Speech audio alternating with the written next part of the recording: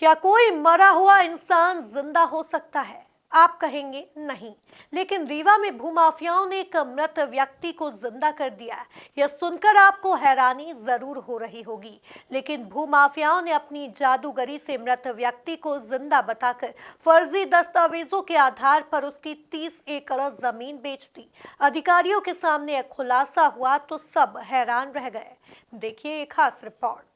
रीवा में भूमाफियाओं के कारनामों को सुनकर हर कोई हैरान है। रीवा के भूमाफिया इतने शातिर है कि खड़े खड़े ताजमहल और लाल किला भी बेचते और किसी को भनक भी ना लगे। ऐसा ही एक मामला रीवा में देखने को मिला, जहां 30 एकड़ बेशकीमती जमीन की प्लॉटिंग बनाकर ग्राहकों को बेच दी और जब इसकी जानकारी भूस्वामी के परिजनों को हुई तो उनके होश उड़ गए, क्योंकि उस जमीन का बेचने वाला उनका पिता निकला, जो कई सालों पहले मृत हो गए थे।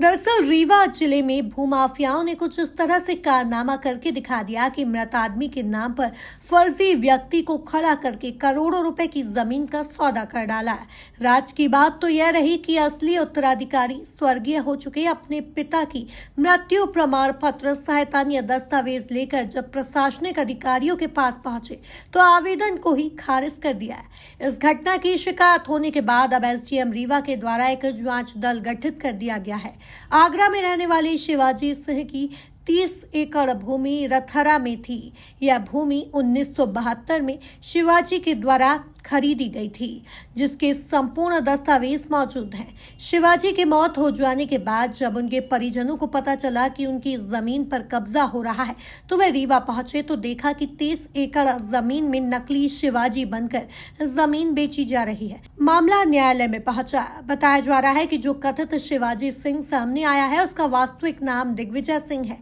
और वह अयोध्या का निवासी है, जिसे रीवा के भूमाफियाओं ने बुलाकर बड़ा घोटाला कर डाला। जी हाँ, एक मामला शिवाजी सिंह जीवित है कि मर गए हैं, इनको लेके एक मामला न्यायालय में विचाराधीन है, जिस संबंध में बीते दिनों मैंने एक प्रेस वार्ता की थी और ये आप लोगों को अवगत कराया था कि रतहरा में 30 एकड़ ज़मीन है और 30 एकड़ ज़मीन के असली मालिक शिवाजी सिंह थे, जो डड़ियामई मैनपुरी के निवासी थे। उनकी मृत्यु हो गई और मृत्यु के बाद एक फर्जी व्यक्ति, चंद कथित लोगों ने उसको यहाँ शिवाजी सिंह बना के खड़ा कर दिया और वो ज़मीन का उपभोग कर रहा है, जिस संबंध में हमने नायब तहसीलदार यतीश शुक्ला की कोर्ट में आवेदन पत्र प्रस्तुत किया था और नायब तहसीलदार ने डे टू डे पेशी लगा के उस प्रकरण में हमारी जो बात थी, हमने जो बिंदु मांगे थे जांच के लिए कि ये जो शिवाजी सिंह फर्जी यहाँ खड़ा है वह नकली है, उसकी जांच की जाए, तो उसकी उन्होंने जांच नहीं कराई, हमारा आवेदन खारिज कर दिया। उसके खिलाफ हमने एसडीओ मैडम के यहाँ आवेदन पत्र प्रस्तुत किया पृथक से जांच के लिए और अनुविभागीय दंडाधिकारी के यहाँ हमने अपील भी प्रस्तुत की नायब तहसीलदार यतीश शुक्ला के आदेश के खिलाफ।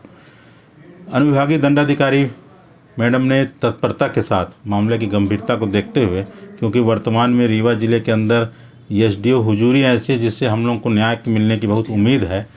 और वो बहुत त्वरित कार्रवाई करती हैं, तो उन्होंने त्वरित मामले की संज्ञानता को देखते हुए ये अनुविभागीय अधिकारी ने तुरंत एक जांच दल का गठन किया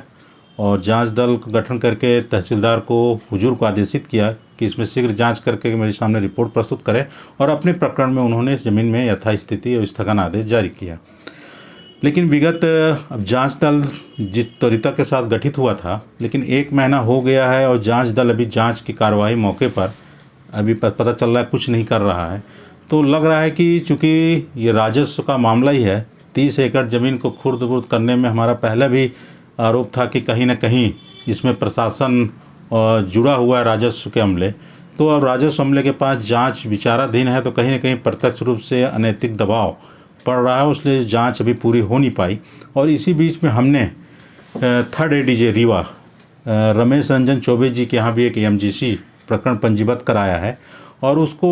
न्यायालय को हमने बताया कि जो एक सिविल सूट मांडवी सिंह लोगों ने दायर किया था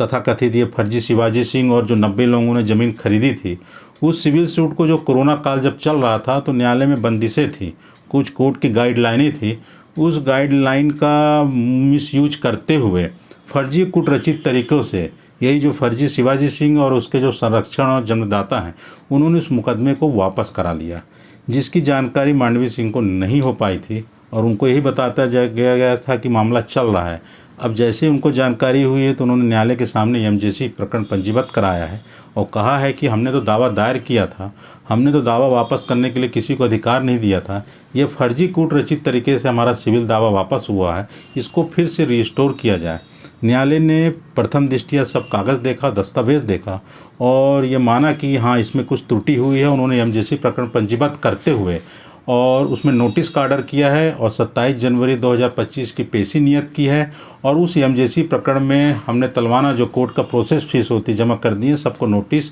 जारी हो गई है। तो यही प्रोग्रेस इस प्रकरण में चल रही है कि जो फर्जी शिवाजी सिंह हैं, जिसके पास सिर्फ रीवा का निवास और आवास छोड़ के कोई दस्तावेज नहीं है और वो ज़मीन का उपभोग कर रहा है और प्रशासन जिसको त्वरित, जितनी गंभीर विषय है कि कोई फर्जी न्यायालय में भी व्यक्ति खड़ा हो रहा है, हर जगह बन रहा है, उसका आधार कार्ड फर्जी बना है, सबको जांच करनी चाहिए, लेकिन न्यायालय ने कहीं कोई जांच नहीं करी। संरक्षण जो प्रथम दृष्टया हमने तो देखा नायब तहसीलदार की कोर्ट में राजन सिंह राज ने आपत्ति प्रस्तुत की थी और उस आपत्ति से ही हमको ये समझ में आया कि इनके जन्मदाता और संरक्षण राजन सिंह राज और उनके टीम के लोग हैं जो ज़मीन का व्यापार व्यवसाय करते हैं, जिसमें कई लोग हैं, उपेंद्र सिंह, सचिन सिंह, राजन सिंह राज के अपने साले अशोक सिंह चौहान, कई 5-6 लोग हैं जिनकी हमने शिकायत भी लिखित तौर पर एसडीओ के यहाँ की है, जिसमें जांच चल रही है। यह जांच टीम का तो अभी जो है उसमें तो कुछ हमको समझ में नहीं आ रहा है कि जांच टीम ने क्या किया